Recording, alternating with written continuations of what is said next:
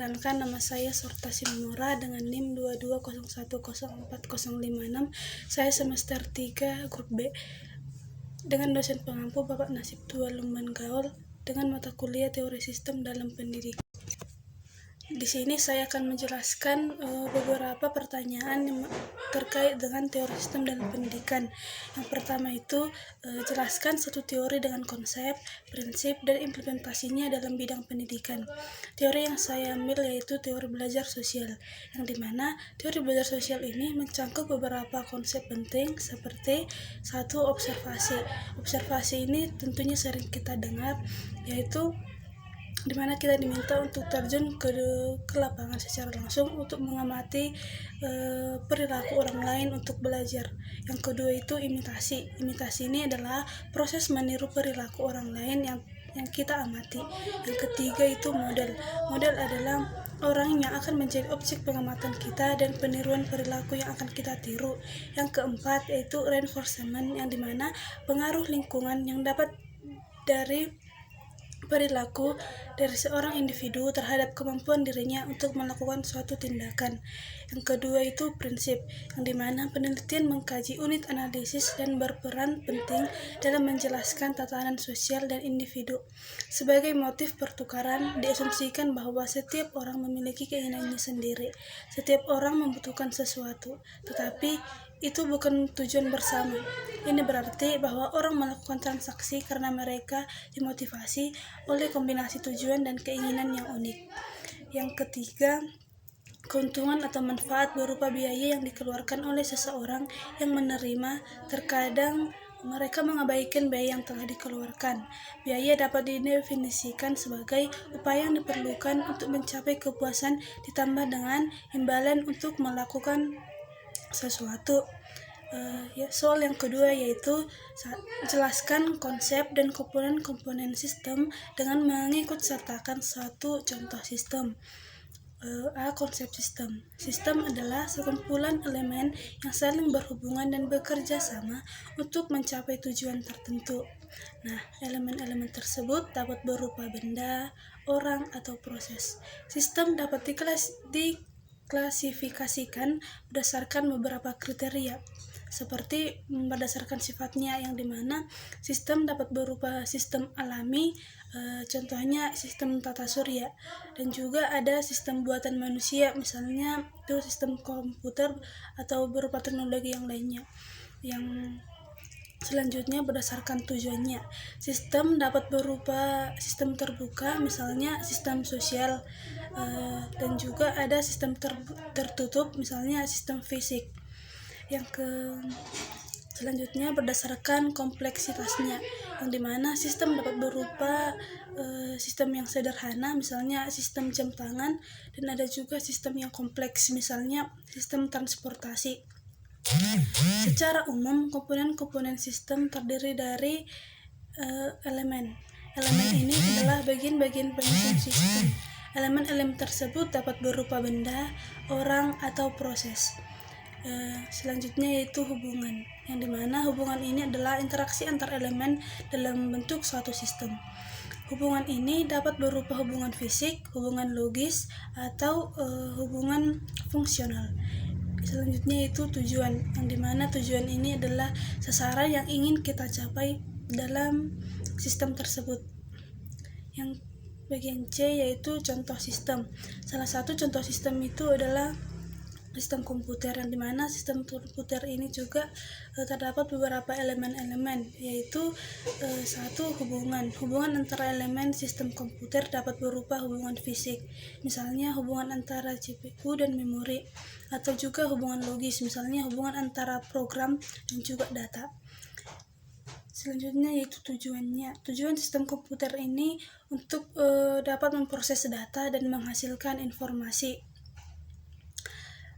Saya akan lanjut ke soal yang ketiga. Jelaskan konsep, tujuan, dan aksioma teori sistem.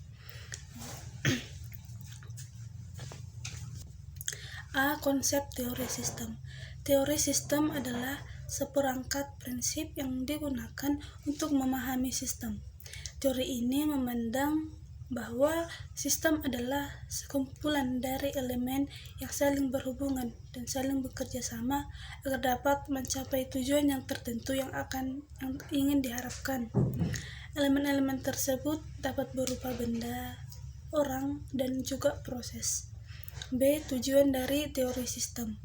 Tujuan dari teori sistem ini adalah untuk memahami bagaimana sistem bekerja dan bagaimana juga sistem ini dapat dioptimalkan. Teori ini dapat digunakan untuk mempelajari sistem apapun, baik itu sistem alami maupun sistem buatan manusia. C. Itu aksioma teori sistem. Aksioma adalah pernyataan yang diterima sebagai kebenaran tanpa perlu dibuktikan. Aksioma teori sistem itu antara lain, sistem adalah keseluruhan yang lebih dari sekedar kumpulan bagian-bagiannya. Elemen-elemen dalam sistem ini saling berhubungan dan saling bekerja sama. Sistem ini memiliki tujuan atau sasaran yang ingin dicapai.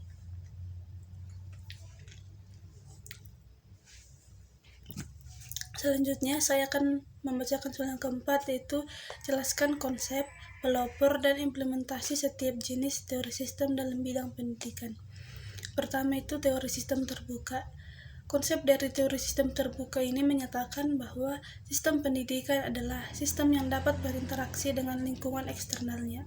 Sistem pendidikan menerima input dari lingkungannya, lalu diproses dan menghasilkan output, atau pembelajaran, pengetahuan, dan keterampilan yang dapat berdampak positif terhadap masyarakat dan juga terhadap dunia sekitarnya. Dengan pelopor, Ludwig von Butterfly adalah salah satu pelopor utama teori sistem terbuka. Dengan pengimplementasian teori sistem terbuka dalam pendidikan ini melibatkan pemahaman bahwa sistem pendidikan harus berinteraksi dengan faktor-faktor eksternalnya seperti budaya, teknologi, dan juga masyarakat. Hal ini mengarah pada pengembangan kurikulum yang relevan, fleksibel, dan responsif terhadap perubahan lingkungan. Yang kedua yaitu teori sistem tertutup. Konsep dalam teori sistem tertutup berfokus pada sistem yang tidak berinteraksi secara signifikan dengan lingkungan eksternalnya.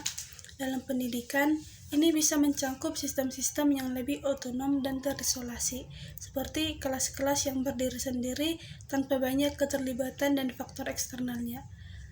Pelopor utama untuk teori sistem tertutup ini tidak terlalu jelas, karena teori sistem tertutup lebih sedikit digunakan dalam konteks pendidikan dibandingkan dengan teori sistem terbuka.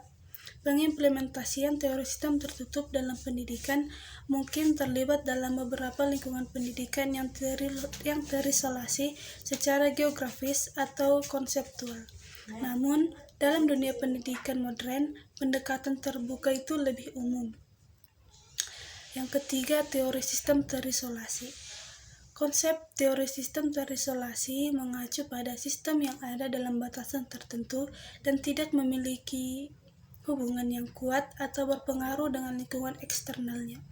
Dalam konteks teori sistem terisolasi seringkali digunakan sebagai model ideal atau teoritis untuk menganalisis sistem yang beroperasi dalam kondisi tertutup, yang dimana faktor-faktor eksternal tidak mempengaruhi secara signifikan.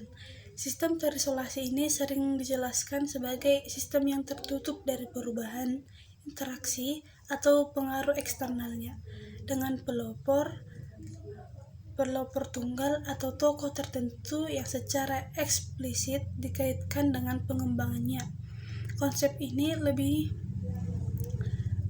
terkait kepada produk dari evolusi pemikiran dalam ilmu sistem dan terkadang digunakan sebagai konsep pembanding dalam analisis sistem.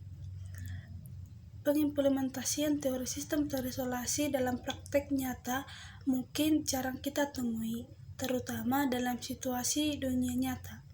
Dalam kehidupan sehari-hari, banyak sekali sistem, termasuk salah satunya contohnya yaitu sistem pendidikan, selalu berinteraksi dengan faktor-faktor eksternalnya, dengan lingkungan yang dapat mempengaruhi pengoperasiannya. Oleh karena itu, teori sistem terisolasi cenderung memiliki aplikasi yang terbatas dalam dunia nyata. Selanjutnya, saya akan menjelaskan soal yang kelima, yaitu jelaskan bagaimana sekolah sebagai lembaga pendidikan dapat beroperasi ditinjau dari perspektif dan model sistem terbuka atau open system. Sekolah sebagai sistem terbuka. Sekolah sebagai lembaga pendidikan dapat dipandang sebagai sistem terbuka. Sekolah berinteraksi dengan lingkungannya melalui sekolah sebagai sistem terbuka. Sekolah sebagai lembaga pendidikan dapat dipandang sebagai sistem terbuka. Sekolah berinteraksi dengan lingkungannya melalui berbagai cara, seperti 1. Peserta didik. Sekolah menerima peserta didik dari lingkungan sosial. Peserta didik memiliki berbagai latar belakang yang berbeda-beda, seperti latar belakang sosial, budaya, ekonomi. Yang kedua, tenaga pendidik. Sekolah membutuhkan tenaga pendidik untuk menjalankan proses pembelajaran. Tenaga pendidik berasal dari lingkungan sosial dan juga budaya yang berbeda-beda. Yang ketiga, sumber daya. Sekolah membutuhkan berbagai sumber daya seperti sumber daya manusia, sumber daya keuangan, dan sumber daya teknologi. Sumber daya tersebut berasal dari lingkungan sosial dan juga dari lingkungan budaya. Yang keempat yaitu kebijakan. Sekolah beroperasi berdasarkan kebijakan pemerintah. Kebijakan tersebut berasal dari lingkungan politik. Teori sistem terbuka dapat diterapkan dalam dunia pendidikan untuk dapat meningkatkan relevansi pendidikan dengan kebutuhan masyarakat. Sekolah harus dapat berinteraksi dengan lingkungan sosialnya agar dapat memahami apa kebutuhan dari masyarakat, meningkatkan kualitas pendidikan. Sekolah harus dapat memanfaatkan berbagai sumber daya yang tersedia di lingkungannya agar dapat meningkatkan kualitas pendidikan. Yang ketiga, meningkatkan efektivitas manajemen pendidikan, yang dimana sekolah harus dapat menyesuaikan diri dengan perubahan lingkungannya. Demikianlah materi yang dapat saya sampaikan. Atas perhatiannya saya ucapkan terima kasih. Shalom.